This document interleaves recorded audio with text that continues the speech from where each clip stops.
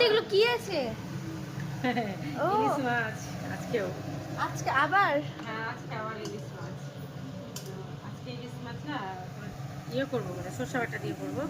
কালো জিরা আর কাঁচা লঙ্কা ফোড়ন দিয়েছি। রোজ আলাদা আলাদা রকমের রেসিপি। এটা কিন্তু তরকারি করে খাওয়া হয়েছিল। আমার ভালো লাগে, আমাকে রোজ বানিয়ে দাও, আমি রোজ খেয়ে নিবো। হ্যাঁ, আমি তো জানি। মাছের তেলগুলো যেগুলো ছিল ভাজা, ওটাও দিয়ে দিলাম। সরষে বাটা করবো। আর এটা হচ্ছে আলু আর কচু দিয়ে ভাজা করেছি। যেহেতু মানে মাছের মধ্যে কোনো আলু টালু দেওয়া হয়নি, সবজি একটা তো লাগবে, ওই জন্য আলু আর কচু দিয়ে ভাজা, টমেটো দিয়ে ডাল আর ইলিশ মাছের সরষে বাটা রান্না করবো। এটা হতে কতক্ষণ লাগবে? আর বেশি না, এটা 5 থেকে 10 মিনিট। আজকে ছোটো ঢাকনা দিয়ে দিলাম, আমার তো তরকারি তাড়াতাড়ি করো। আমার ঢেকে দিলাম। এখন দিতে বাকি আছে, এখন তাড়াতাড়ি বাকি। এটা কি? এটা হচ্ছে, এটাই তো সরষে বাটা। ও তো এটা সরষে বাটা না, আমি মানে ছেঁকে নিয়েছি, যেটা মানে চোকাগুলো হয় কি না, চোকাগুলো বাদ দিয়ে দিয়েছি।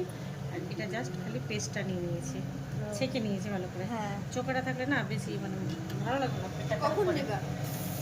দেখবি তুই দাঁড়া, একটু ধরে থাক, তাহলে আমি দেখাচ্ছি। তুই যে দেখ, মাছগুলো ফুটে গেছে। হ্যাঁ, এই অবস্থায় না আমি সরষে বাটাটা দিয়ে দেবো, পেস্টটা।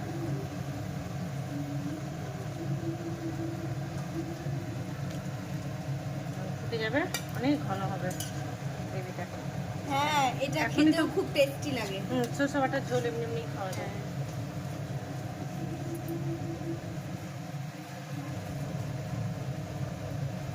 তাড়াতাড়ি করো।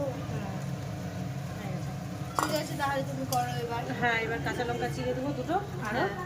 পেস্টের সময় দিয়েছিলাম কাঁচা লঙ্কা, আর ঠিক এখন আছে। ইসে আরও দেবো দুটো কাঁচা লঙ্কা। ঠিক আছে, Bye. আমি তাড়াতাড়ি করে রান্না করি।